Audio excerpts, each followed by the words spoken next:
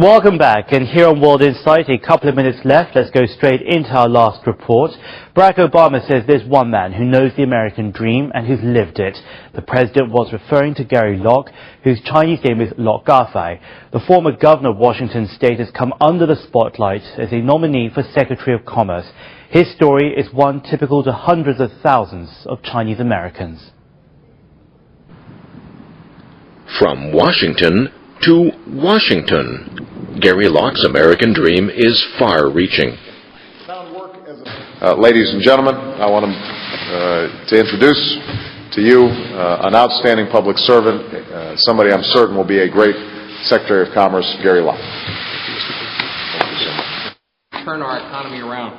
I embrace this opportunity to serve you and the American people. As America's first Chinese-American governor, Locke served 2 terms in the Washington State House from 1997 to 2005. Washington State is home to corporate giants like Microsoft and Boeing, and international coffee brand Starbucks. To open doors for Washington businesses, Locke led 10 trade missions to Asia, Mexico, and Europe, significantly expanding the sales of products and services. And Locke lists among his accomplishments a package of tax breaks which persuaded Boeing to assemble its new 787 jetliner in the state and created many more jobs. On the same day he was nominated as Secretary of Commerce, the Seattle Times launched an internet survey.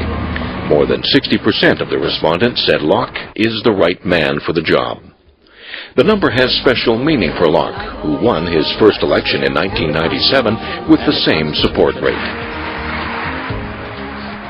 The population of Asian Americans and Chinese Americans in Washington State is very, very small. Throughout the state of Washington, perhaps less than about 5% are Asian American, and about half of that is Chinese. And yet I won with almost 60% of the vote, which is a huge margin of victory. Locke was born into an immigrant family and grew up in a low-income housing project near Seattle's Chinatown. He didn't learn English until he was 5. He worked his way through Yale University to supplement scholarships and student loans. He went to get a law degree from Boston University. Locke returned to Washington and served as a prosecutor, a state representative, chief executive of one of the most populous counties in the U.S., and finally as governor. Sometimes the American story can be told in the span of a single mile. My grandfather came to the United States at the end of the 1800s or the early 1900s. He worked as a servant for a family in the state capital. And 100 years later, after he first came to America, I was elected governor of the state of Washington, also in the same city, the state capital.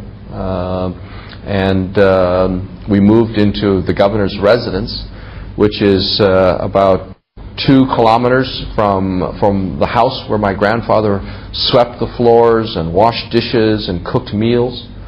So we joke in our family that it took our family 100 years to travel 2 kilometers.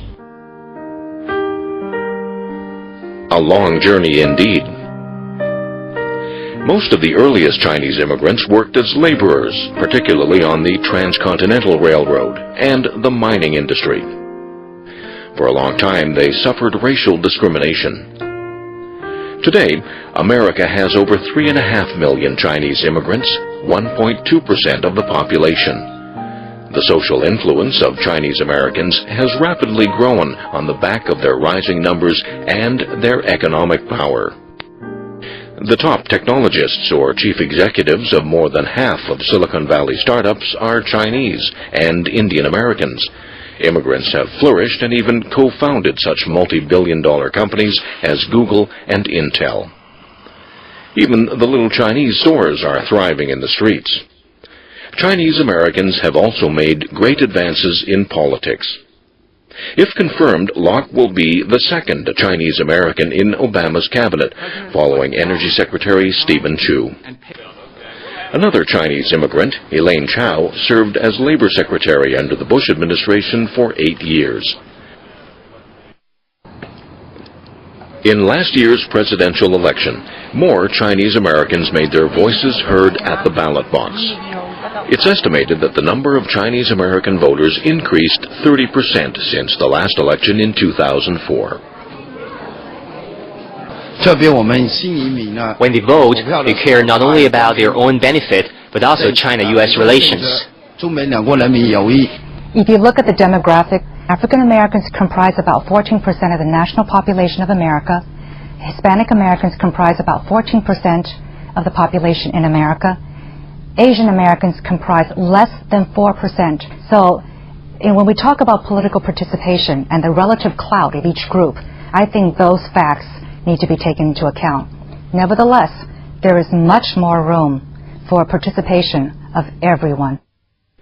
Chinese Americans are also known for academic excellence. A 2008 report by the University of Maryland found that the number of Chinese American adults with college degrees was twice that of the general population. And the number of Chinese applicants to top private high schools in Massachusetts and Connecticut has been on a sharp rise. The two states are often described as the incubators for future leaders of America. These achievements haven't come easily. There are many, many more opportunities for Americans of Asian descent these days. And it's because of them, their courage, and the courage of all the immigrants before us that's made today possible. Last month, the immigration station on Angel Island reopened after renovation. The island used to be known as the West Coast entry port of the country. In the early days, Chinese comprised the majority of immigrant detainees at the station. The poems inscribed on the walls tell of the misery of Chinese detainees. Centuries later, the descendants of those immigrants are writing their names in the country's history.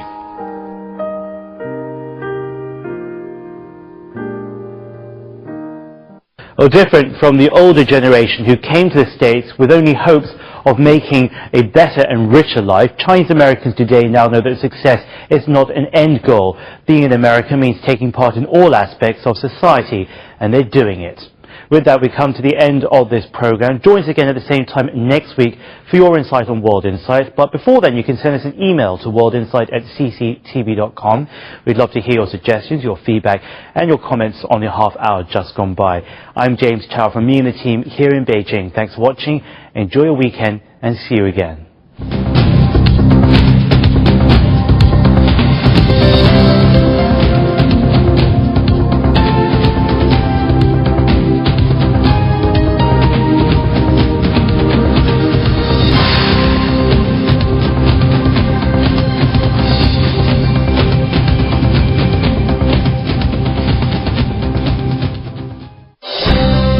The world we live in changes by the minute.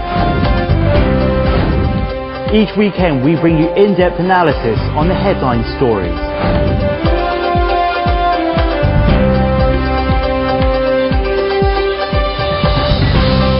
Global issues with a Chinese perspective. Join me, James Chow, each weekend on CCTV International for your insight on World Insight.